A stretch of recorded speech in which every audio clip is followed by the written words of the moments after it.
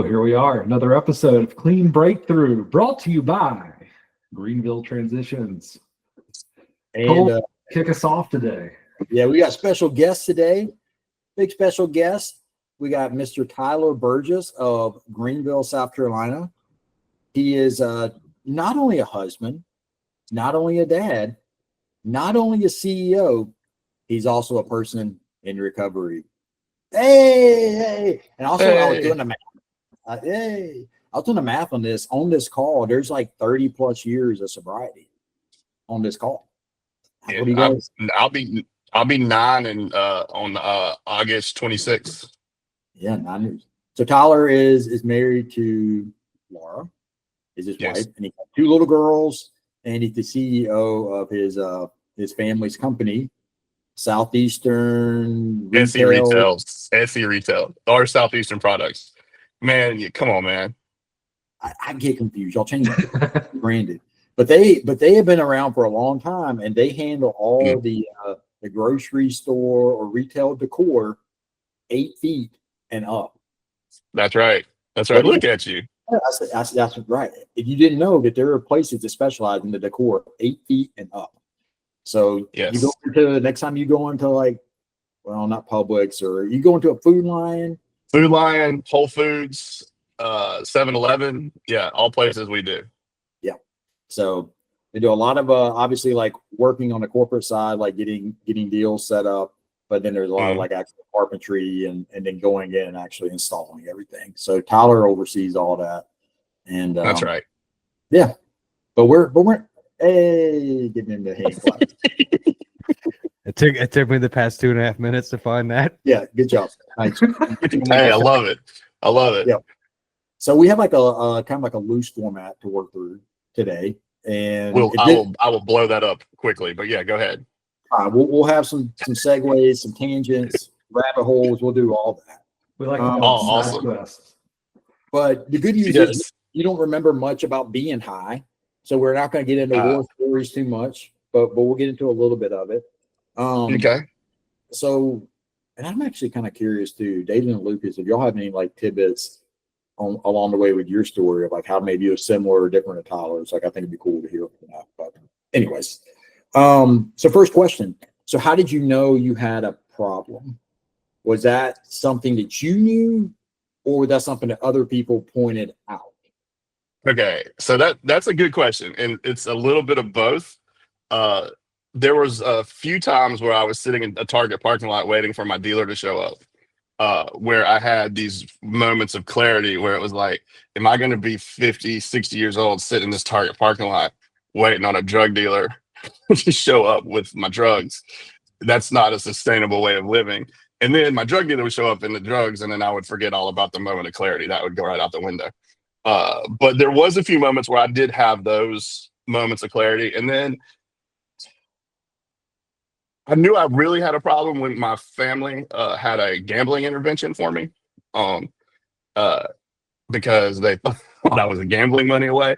They didn't believe that being a drug addict is an expensive hobby. But that was when I sort of, and I should clarify, my wife knew I was using drugs. My other family of origin, as Cole likes to say, thought I had a gambling problem. And yeah, that was when I knew. My wife basically told me, you either are going to rehab or you're getting out of this house, and I don't care which one it is. You choose. And she was pregnant at the time, and I knew she wasn't playing around. And so I went to rehab, kicking and screaming the whole way. Crying, let's be honest. Okay, crying, kicking, screaming, crying, a little bit of all of it. A little bit of all of it. And so I got there, and I decided once I got there, I was like, you know what? This is my chance to get clean. None of these people know me. I'm going to be honest for the first time in my life, and get better. And that's what I did. So it was a little bit of both. I knew I had a problem, but I also needed someone to tell me it was a serious enough problem that I was going to lose everything. Mm-hmm. I want to pop a question in here, but you said your wife was pregnant. Was that with your first? Second. Second. So you already had a daughter. How old was she? I had a 2-year-old. I had a 2-year-old. 2-year-old when I went to rehab, and it's a quick shout out to my therapist in rehab, Myra. Uh, my daughter turned 3 while I was in rehab, and she allowed her to come up and threw a little birthday party for her in her office with Dr. McStuffin cupcakes because I was so upset I was going to miss her birthday because I'm big on birthdays. Birthdays are a big thing with me. I was so upset. And but she allowed her to come up and we had a little birthday party. So that was one of the reasons. If it wasn't for Myra, I probably wouldn't be sitting here today. That's awesome. So And yeah. I want to ask this too, just because I got sober before family, before kids, so I don't really have a picture of what it looks like to go through this process when you already have a family and kids. But was your 2-year-old daughter popping up in your mind as you're sitting in that Target parking lot waiting on the drug dealer? Like, how big of a role did that play into your shame and guilt? Honestly, I'll be honest with you, no, because if I would have thought about that, I would have never kept going. Drug addict. I'm great at compartmentalizing things. I have many compartments in my brain, and that one went in the do not think about while doing drugs compartment, and just shut that off. And so, but once I got to rehab, yes, that was my main focus, was getting clean for my wife and my kids. And it was tough. It was tough. My wife she was very supportive, but she wasn't very happy with me, to say the least. Yeah. That kind of rolls into the next question too, like what life was like before sobriety. Because me knowing like a fair amount of your story, there had been like other concerns and worries before, and like it caused like problems in the marriage. You want to touch on some of that, like kind of showing the kind of like the regressive nature of the problem? So full transparency, everybody, I went to rehab once, but I had everybody's like, oh, you only went once, that's amazing. But in true transparency, I did have one failed attempt beforehand where I tried to go to it was like an IOP, but it wasn't really. And I went to a therapist, and then my doctor put me. So my drug of choice is Adderall or any stimulant, really. And my doctor put me on Vyvanse because she told my wife it was a pro drug and you can't abuse it. That is a lie. I can abuse anything. Then at one point she put me on these patches, these ADD patches, and I'd have like 4 of them like strapped to my leg at any given time. I could abuse anything. So I was like, I took that as a personal challenge. And so the second time, it was bad because my wife knew I was doing something. She was constantly checking my phone, checking my location. And, when you're doing shady stuff, you don't want people checking your location in your phone. So it caused a lot of problems. We went through some stuff. I moved out for a month, and that sucked. And then, we worked through that. And then once I got sober, it was a totally different. I'm a totally different person, to the point where my wife jokes that I tricked her when I married her because she didn't know what she was getting into. And I said, yeah, but you've got the best version of me now that exists, because the version that tricked you was awful and you fell for it and that's your fault.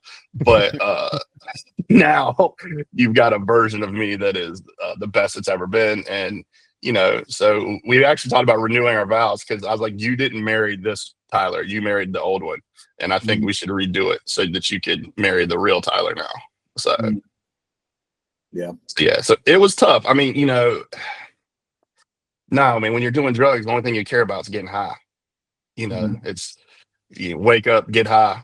That's it, basically. Those are the only things that you think about. It's wake up, get high, get more drugs, get high. So what was or like kind of like emotional issue that like the drug abuse? Because it went from being like, being like kind of like a party guy and always being out at the bars, like obviously having like, an affinity for like psychoactive substances. But when did it become like, what caused it like emotionally to shift into this like this habit that you just cannot shake? So in my 20s, I drank a lot. Like, honestly, I was a party guy. I was the life of the party. And when I turned 28, I got diagnosed with ADD. I had it forever, but my dad was one of those old school people where he don't need a pill. He just likes to jump. He's just bouncy.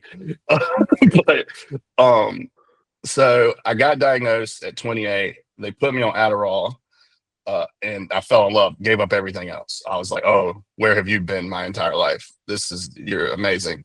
My dad passed that year, and I took over the family business. And that was when I went from using anything for fun to using for work because I was a terrible drug addict. I didn't like to party. I worked, and I thought I needed it to be good at my job. I thought I wouldn't be smart enough without it. It became this huge crutch, and it actually turns out it was it was worse because now that I'm rampant ADD, I'm great at solving problems. My job requires me to jump from one thing to the next, and the ADD helps with that. Now, there are some things that I'm terrible at, like throwing stuff away when I'm just sitting on the counter, or remembering to take the trash out or feed the dog. That stuff is terrible. But like at work, it actually became I didn't need that crutch. It turned out that I was better off without it, but because my whole life, I didn't go to college. I sort of just goofed around after high school. I thought that I needed this to be smart because that's what everybody tells you, right? You have ADD, you need this medicine or else you can't, and it's not true. You can. I mean, I've learned to cope with my ADD a lot of the times, but it can be a superpower. You just have to learn how to live with it. Mm-hmm. Yeah. So there was like this core, like obviously like with losing your dad. So you have this loss, and then along with that, like the new responsibilities, it like brought up a lot of just insecurity that you were maybe like running from in your 20s and already just like 100%. Yeah. Like my without getting too deep into my family story, I'm the youngest by 11 years. I have an older sibling, and there was a lot of feeling unheard, unlistened to, unseen. So a lot of that was, trying to cover that up. Along with Cole's gonna be shot. Along with I was sexually abused as a child, which was something that I was running from because nobody really listened to me when I told them about that. So it's a lot of that was just pain. I always tell my wife, I've been emotionally independent since I was 6. Like I really didn't have anyone there for me emotionally until I met my wife in my 30s. So like I had to figure out how to deal with it. And of course, at 6, you're not really good. I mean, you develop all kinds of bad coping mechanisms, and that's what I did. And it turned into drinking when I was younger, then turned into Adderall, and it was this thing where I have to prove to everybody I'm smart, I know what I'm doing, I'm better at this than everybody. And I had just a huge facade. I mean, Cole knows that I was I thought I had a lot of bravado that was based on nothing. Right. It was based on not doing anything. And then once I got sober, my self-confidence actually was based on something. So now I'm unbearable when it comes to being self-confident because I think I can do anything because I defeated this monster. And I'm like, yeah, now this is real, baby. Like before it was all hollow and empty. Now I got some real stuff going on, and I feel like I can take on the world. So it's been a blessing and a curse. But yeah, so it was just maladaptive coping mechanisms that I developed. I was self-medicating. I lost my dad. My mom and I have a very complicated relationship. We won't get into the other relationships of my family of origin because I don't want to get in trouble. And I also had to build up my family. Now my family is my friends that I'm extremely close to. I've got like a really tight circle of friends. They're like brothers and sisters. My wife, my kids. I have a very small circle. Cole's like a family member now. But yeah, so you have to. I went through some. I don't know if I'm allowed to cuss, but I'm gonna say I went through some shit. That's all I'm gonna say. You're allowed to do that. Okay, cool. But yeah, it's definitely, it was tough. It was tough. And, I look at it now, I hate, I don't know, if, you go back on Facebook and stuff and you have like the memories, anything pre 2016, I don't like looking at. and I don't like thinking about, because that was a terrible version of myself, and it just brings back all the old pain and all the old suffering. So Yeah, for sure. Yeah, I think that's well said too. And I obviously, like, having known you for a long time, like, I know a lot of that story. But what's interesting is, like, I've never known you in active addiction. I've only known you sober. But we've seen, and, like, you know, and I know you've had to work on a lot of these things, like from the insecurity or feeling like you need, like, the bravado still, like, you still needed those things, even though you were, like, no longer using drugs and alcohol. And I think, like, that's the next thing I'd like to talk about is, like, how is, like, getting sober different from getting clean? You know, like, when you think about, like, so that's a good question. Yeah, That's a good question. I was actually thinking about that this morning when we were talking about it, because I was going to say I'm 9 years clean. I'm probably about 5 years truly sober, right? Like, where my brain actually started working like a normal human being again. Because in the beginning, when you're clean, man, your brain is still shot. Like, it takes you a while before you can actually learn how to relive life without drugs. And, you know, in the beginning, like the first year, I would wake up every morning and go be like, don't do drugs, don't do drugs, don't do drugs, don't do drugs, don't do drugs, Tyler, don't do drugs, constantly. Now I don't even really think about it. I mean, it's there in the back of my mind, but that was being clean. But like, once I got sober and learned how to be there for my family and actually be part of society, that took me 2 to 3 years, I would say, before my brain actually kicked back on and was working functionally. And it wasn't just a hold on and survive, you know. And I think that's the thing a lot of people get confused with, is they think once you get clean, oh, you're clean, you're cured. Yeah, no, you're never cured. First of all, I hate it when people will be like, oh, so you're cured. I'm like, hey, no, I'm a drug addict who's just not using drugs today. I'm one really shitty day away from being a drug addict again. Like, I mean, you know, it's any given day, something terrible could happen and I could be right off the wagon. So I always keep that in my mind. But, like, you know, it's learning how to relive life it's almost like being, I hate to say this, like born again, because you know how I am with the weird Christian things, but it's almost like, you know, relearning how to live your life and relearning how to be a human being, because I was a terrible person when I was high. Yeah, well, I think it's, you know, not even, I wouldn't even say like a terrible person, but it's like such a reactive person operating from, like, you know, these insecurities or just like trying to avoid pain. And though, even though that person loses, like, that way of coping, and now what do they do? So it's like really normal to, like, put other stuff on it, from bravado to, like, other things that we talked about in previous podcasts, Sneakers. of, like, porn, sneakers, buying shit. Yeah, for sure. You always bring up porn, Cole. I think, do we need to talk about, I feel like maybe you need to open up about it. Porn is always the first thing you bring up in these situations. I feel like maybe you need to talk about this. Like, this should come out and have a Cole, like, you know, there's something you need to tell us, man. Yeah, well, that's another episode, and I don't know if the people of the internet are ready for it. You know, I want to make sure I'm invited to that episode. I need to be there for that episode. The Cole intervention. The Cole porn intervention. There was a whole thing. I went to a training. This was when Tyler and I were in a group together. And I went to a training on, like, porn addiction. And I came back and I was just, like, floored. And I just, like, I'm telling all these stats on porn. For example, it had on, like, one of the stats they told us was there was more data in porn on Pornhub than there was in the Library of Congress. And I'm just going on for like 30 minutes about how crazy it is. And then, like, it was Tyler or one of the other guys. Oh, no, it was me. It was me. Trying to tell us something here, Cole. Like, and then that just became a running joke in there that, like, our therapist actually has, like, a porn addiction. That's why he's in this group. And he's really one of us. He's in here for it. And it turned into this whole. And that whole group was like, the inmates ran the asylum on that whole group. I mean, it was insane. But yeah, that was me. And as a matter of fact, I think one of the times when you retired unofficially, I think we gave you a block that said something about your porn addiction on it. I was cured, man. I was cured. You were cured. Yes. David, Lucas, what do you guys think of that idea of, like, the difference with getting clean and getting sober? I mean, Do you have Yeah. kind of time frames on that, or you feel like the first couple of years were rough for you guys too?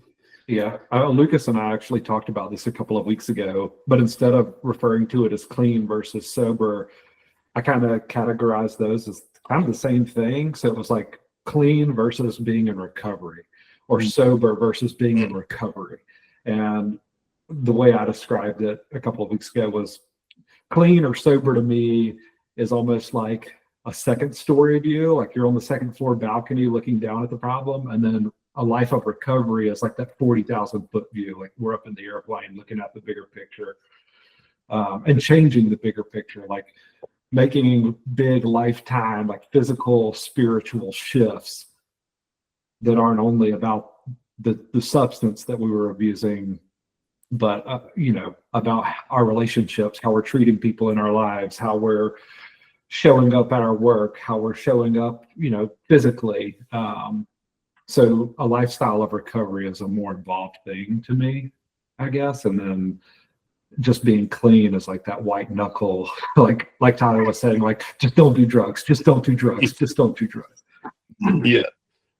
Yeah. Yeah. And what's funny is in the beginning of therapy, we talked about drugs a lot. Now we don't talk about drugs at all. Mm-hmm.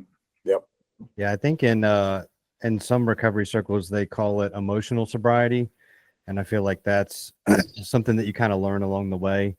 Where, like you had said, Tyler, and you, David, like my first year was just like a miracle to be clean and sober, but other than that was like a total mess. And there's still so much of the old behaviors there. Now I'm just doing them clean and sober, and I have to remember that I did them the night before and like face that sober, which obviously kind of sucks more. But I always say that, if I'm not like cringing at 5 years ago, like even in my sobriety, then I'm not growing. And so I consider that to be a good thing when I look back and I'm just like, oh, like, I can't believe I said that at a meeting, or I said this to someone, or I did this thing or whatever, and it does feel embarrassing and painful looking back on that. But I feel like that's a good thing to be able to look back even in sobriety and realize like, oh, today I can kind of cringe at that. But at the time I thought I was a finished product, and I was as good as it was ever going to be. I was like, this is Lucas, 8.0. This is as good as it gets. So I'm always glad that the next year I can get hopefully a little bit better. Mm-hmm. Yeah. I want to go back to something really quick. And it was about the shift. It sounded like there was a big shift when your father passed away. And I want to touch on it because this happened for me too. Like the year I got sober and it stuck was the year that my father passed away. Mm. And I think you said at that time you went from a place of like just wanting Adderall to needing it. Was that like I have to get my shit together? Like my father just passed away. I'm stepping into this big role at the company. Like I better show up and show out type of thing. Yes, it was. And I took over in 2008, which anybody who ran a business knows 2008 was a great year for the economy. It was. I took over in the world's worst recession, and so we took a little bit of a hit there, and then where it really kicked in was 13. My first daughter was born, and we had a real crap year at work, and I was burning at both ends because I had a newborn, and I was trying to work, and that was when that's when I went from like to like I don't know if y'all seen Spaceballs. I went to ludicrous speed. I went to plaid. Like I was just like, yeah, it was bad. So I would say 08 was where it started, but 13 is where it really jumped up because, like I said, I had a newborn, which is a huge stress in anyone's life, and had a work was not going great, and so I was really burning at both ends. And that was when I really started buying it like off the street. That's when I started getting. That's when it really jumped up a notch. Mm-hmm. Mm-hmm. Yeah. So yeah, it was a combination of all that. Having a kid is great, but it's not easy. It's stressful. Mm-hmm. Mm-hmm. And that's one of the things I really do. I don't have a lot of regrets because I don't really feel like there's a lot of time for regrets, since I can't change them. I did what I did, and I'm sorry for it. I've apologized for it, and I tried to move on from it. But the first 3 years of my oldest daughter's life, I was not there really. That's the only thing that I really wish I could go back and change. Mhm. Yeah. Yeah. So that was the toughest part.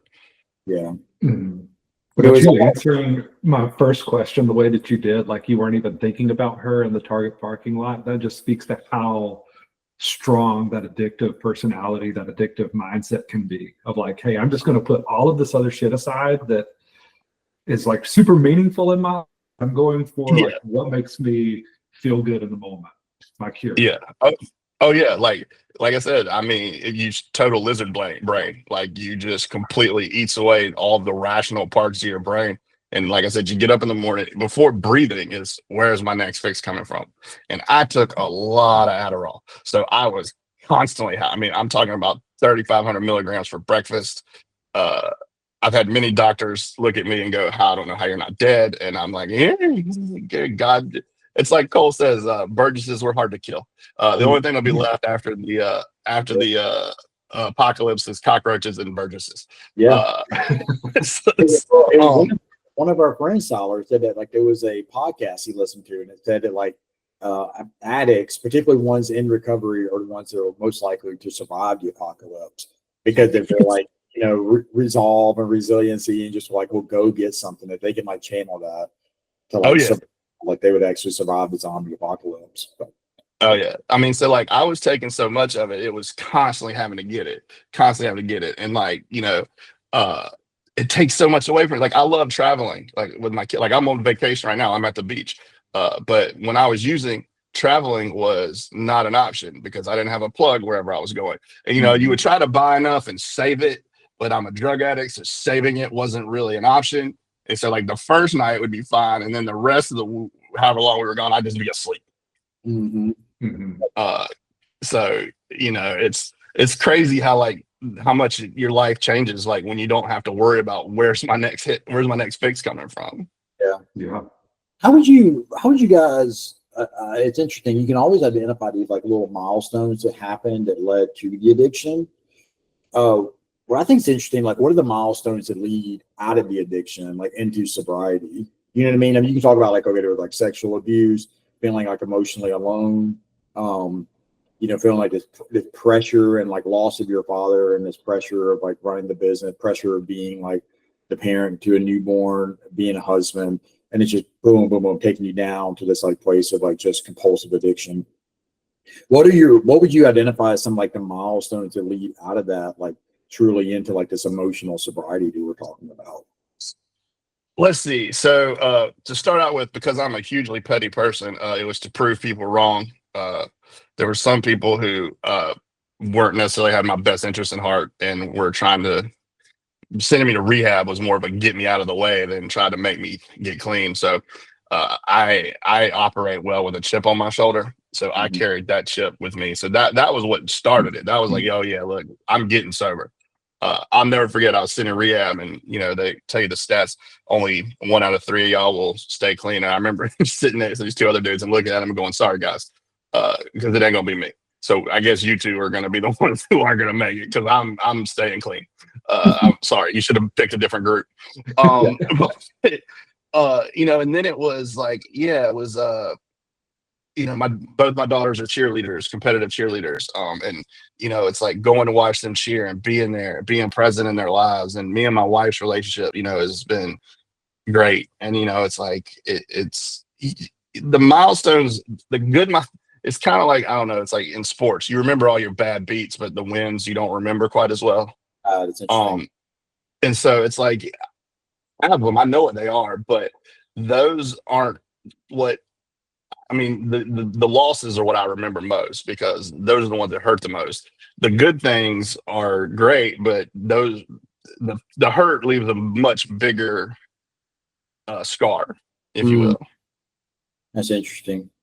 Why that is weird. Like, why do the losses hurt so bad? Do you think it's like as people we have a hard time like practicing like gratitude in those moments, you know, of like being able to really take it in, I think this is like a really special win, you know, and pausing to feel that. I think that's something that's really hard to It is, and I've gotten better at it. I've tried to do it. I've tried to live in the moment more. But even then, it's like I said. I remember all the bad. I mean, speaking of gambling, I remember all my bad beats, but I don't remember any of my good wins. Mm-hmm. That's Yeah. very interesting, to the point where I'm wondering now, like, does everyone operate that way? Do they feel that way? Or like, are the ones that make it and get clean and enter a lifestyle of recovery, are they the ones that clearly remember the bad stuff and never want to go back to it? And the ones that don't enter that lifestyle of recovery, are they still remembering all the good times of getting high? Like, they don't remember the bad times as much, so they're not as willing to depart with it and let it go. Yeah, I mean, because look, anybody who's gone through withdrawals and detail, like I don't ever want to do that again. I did it twice and it was miserable. Like I remember that very vividly, but like I don't remember the feeling like of being sober for a year. Like I don't remember it, but like I definitely remember what it was like to go through withdrawal, and that was miserable. And I don't ever want to do that again. I'm with you, dude. I can remember some very, very bad times that I never want to experience again. And it keeps me in this lifestyle of like, I'll do what I need to do to stay clean and sober and like take care of the people around me. And hopefully vice versa, they take care of me. Yeah. Because I'm also thinking about it from the standpoint of like a practice of gratitude. To be grateful about something, you have to remember that you didn't have it. You know what I mean? Like, so if you're like grateful, okay, like just on a basic level, like after you get done with like a flu or the cold, and you're like, oh my God, I'm just grateful that I can like breathe through my nose. You remember how shitty it was that you couldn't breathe through your nose. So it's kind of the same thing. If like, man, I'm really grateful to be sitting here like with my daughters at the cheer competition. Remember when I didn't even live in my house, I remember when I wasn't even there for like a birthday, and like, there's a practice of like within being grateful of also remembering what it was like not to have it. So I think that could be like a good reminder of it. Because as a therapist, I would never say like, hey, just stay stuck in the shit, do it only so you don't ever feel like, hungover again or withdrawals again. Like, I don't think that's a very lasting foundation to stay sober. Probably works in the beginning, but like over time, there's gonna be like, what are you gaining by staying sober, and it's stuff like better relationship, feeling better about yourself, not having this like cloud of like shame over you. I don't know, it's interesting, but to be grateful that you don't have the cloud of shame over you, you have to then remember that you used to have it. But that makes sense. Like, it does, yeah. Well, and it's like, one of the reasons I used was to not feel like shit. Like, and I had to work on sitting in being sad, because I hate sad was my least favorite emotion. And so anytime I was sad, I had to do something to stop feeling sad. So it was actually learning how to be sad, and that being okay. It's okay. Life isn't always ups. It's learning how to ride the wave of the sad and it not being, completely destroying your life. Because at Colate, I mean, my role, now it's more just little dips. It's learning how to ride those waves and not just have it completely spiral out of control. And to do that, you have to actually sit and be sad and remember, hey, it's okay to be sad sometimes. You don't always have to be on. And I think that was one of my biggest problems, especially my personality type. I was always the life of the party. I always felt like I had to be on. I couldn't be sad or depressed or in a bad mood, because I was the one who, was always doing all the talking. Yeah. Can I offer what I think some of your like recovery milestones were? Just as an please. I think one of them was like having a group of like-minded people that you could consistently go see every week. And for you were involved like not with a 12-step group, but you were involved with a therapy group for several years, from a capacity of being like an active client in that group to be more of an alumni. And I think deep down, like having ADHD, you really do crave routine and structure and know you do well with it, and showing up week after week and like building those relationships with people who y'all have a shared like sobriety was really, really important. I think also serving in like a leadership role in that world. I know you've like spoke at, at schools, you served kind of like as a mentor in that therapy group. Right now you're involved with like Favor Greenville, like serving on the board. They're like serving in like leadership capacities and like offering like some of your own experiences. You know, you were even the face of hope, according to WYFF. Jane Jane, Robelo, 2-time national award winning, Emmy award winning Jane Robelo, face of hope. Yeah, said you were the face of hope, but like you were she a did. part of that, like, you know, that special that they aired in Greenville on like fentanyl, and you got to go in there and talk about like what does it look like to be somebody in recovery. So I think like that giving part of it. So like having a community was a big milestone, and then getting some of this like positive validation of serving as a leader was a big milestone. And then like one other that I'll add is like that you just referenced was like sitting in the hard feelings and shutting the F up. You know what I mean? Like literally, like for, you know what I mean? Like, hey, I mean, and I will say we did have a session one time where we went into it and I was like, dude, you can't say a word. I was like, Not a word. If you say a word, I'm getting up and I'm leaving. I'm leaving you in there. Like, I ain't doing it. I ain't doing not a word. And they took bets. They took bets in group. There were bets on whether or not I could do it. And that, again, chip on my shoulder. I was like, I'm going to pick all these MFers wrong. Yeah. I sat there and didn't say a single word, and nobody believed it. Yes, and he did. And so he did. And so, like, that was like going against like the tool that you always use to get out of discomfort. And for you, it was your motor. Yep. Yes. Argue. Like, letting go of that tool. You know what I mean? And for other people, like the tool may be being really quiet or like avoiding conflict or just being like a wallflower. For others, it may be more like engaged and like debating and just wanting to argue. That was you, Tyler. And so like letting go of that and like being a little bit like just kind of letting yourself like not fall into that like compulsive pattern of this is how I defend myself. Right? Yeah. I think those are all like really big, important milestones that came up for you over those first couple years of your sobriety. Yeah, I would agree. And honestly too, like I missed, I got out of it for a while after group. That's why I enjoy doing this stuff like this, is because I miss being in this world and helping out. And that's a big part of my recovery. So yeah. Can we talk about the time frames really quick of from the moment you first day sober, like what you went and did? Did you go to detox first?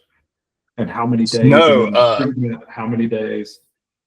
I detoxed at home because I did everything wrong. I was the only person who showed up to rehab sober and already detoxed. Everybody else, like I got one last one in, and I was like, "Oh no, I didn't."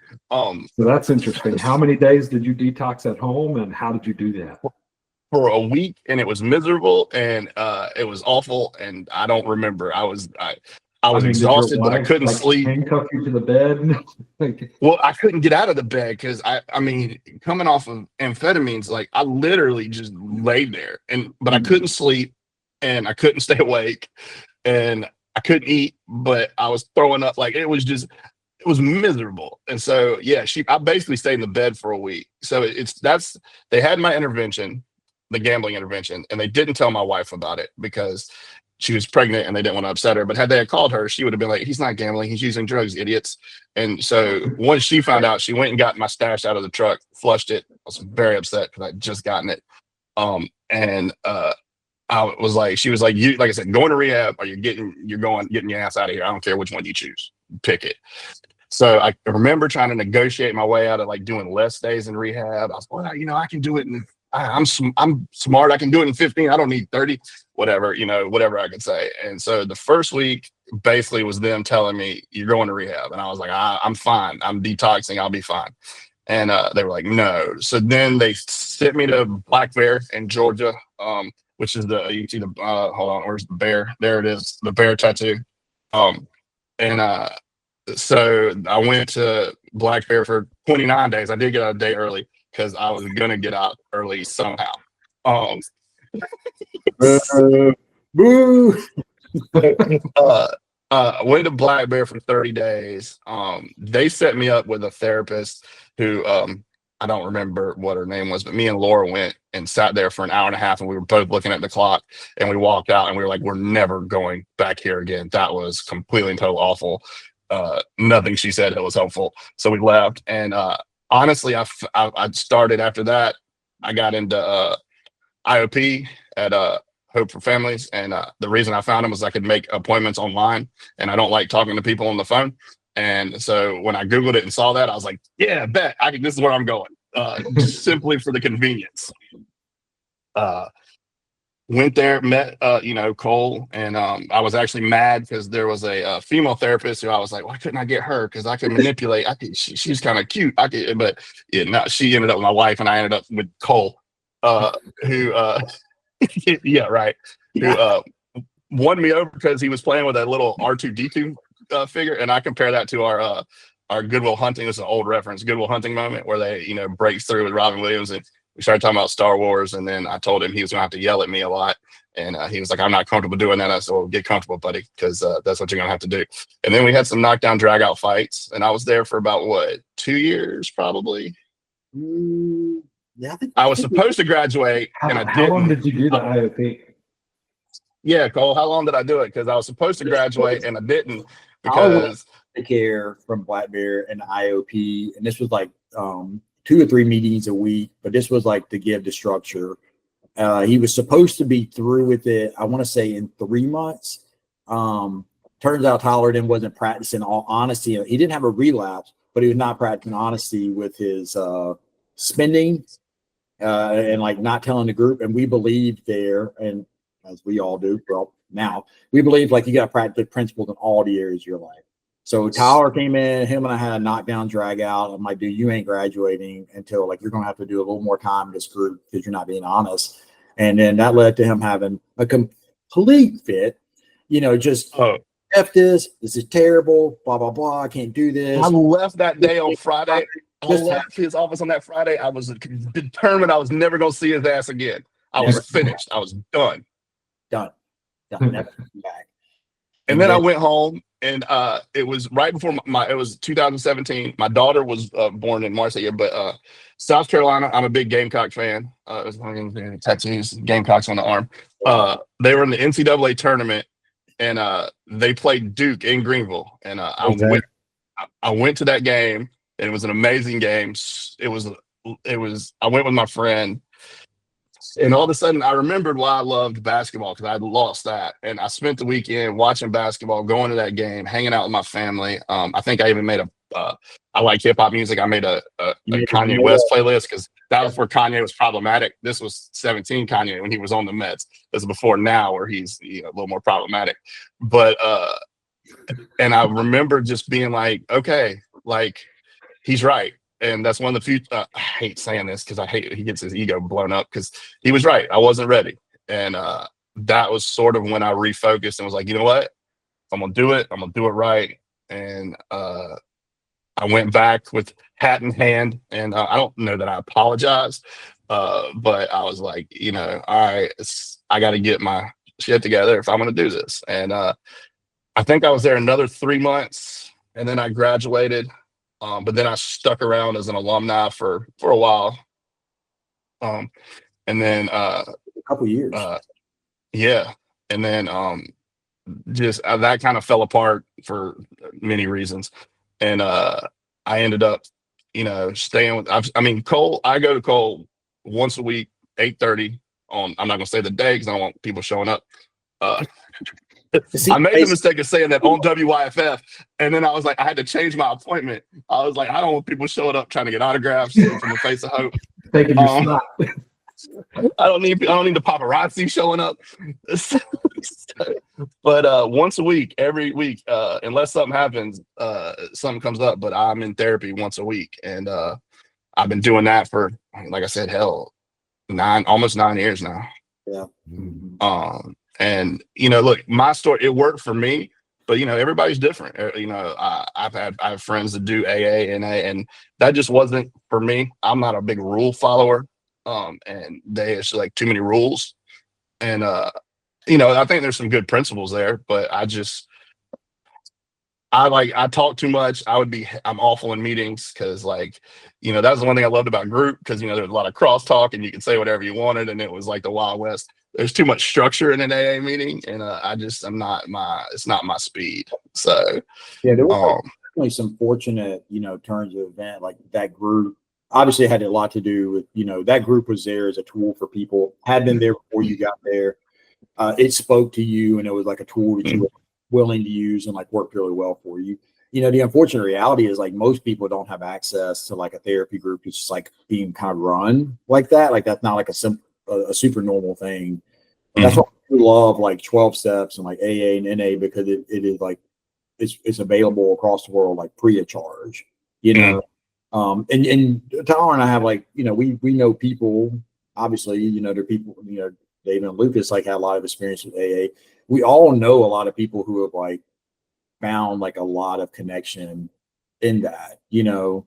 And so there's like I think a little bit of just like higher power, if you will, or some kind of force that's kind of working out for you there, Tyler, where you were like put into this group to get the needs met that you needed met. And Mhm. that's like a place for a lot of gratitude. And I know you have a lot of gratitude for it, you know. Dude, and I still talk to a lot of, I still have friends from that group that I talk to pretty regularly.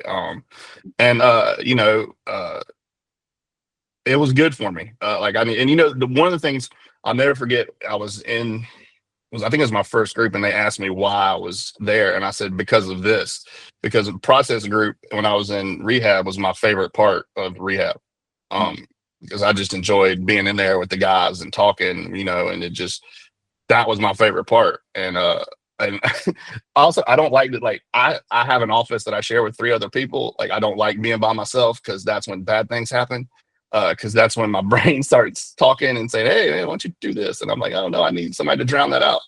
Uh, so I like being in groups. I like working in group. Like that's just sort of how I've always been, and it was good for me. And you know, I still miss that, like that sort of thing. That you know, but I have friends in recovery now. We kind of have our own little group that's not, you know, official, but you know, we talk and text and keep in touch, and that's good. Mm-hmm. Yeah. And I'll never forget being in this group because everybody was like, "Oh man, you got first world problems." I'm like, "Yeah, but they're my problems, so shut up and listen to them." I'm trying to know who's we don't have to say names on here. I always say I don't remember who it was, but I was like, "Shut up and listen. These are my problems. They may be first world, but they're mine." So you can even see like you're tracking through the conversation, like it ends kind of there or doesn't end there, but like where is that now? Like is having an environment around you where you feel safe to say like what's going on, where it originated was, you know, being like a little kid and not feeling safe and saying what's going on and how you feel and what you've been through.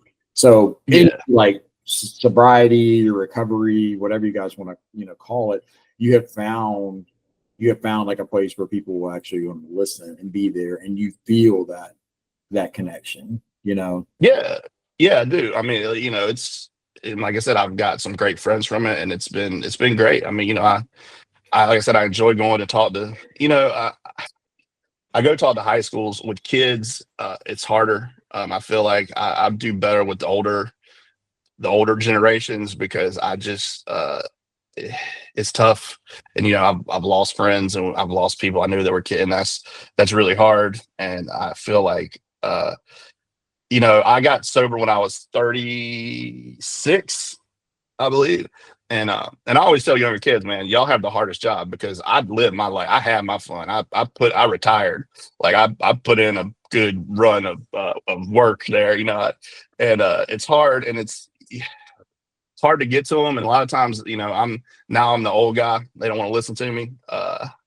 And so, you know, I still do some work with Just Say Something, which is they do a lot of stuff in Greenville with like Red Ribbon Week and all that stuff. But it's, you know, it's tough. You know, like I said, I enjoy doing these sort of things because if one person hears it and maybe it'll help, then it was worth it.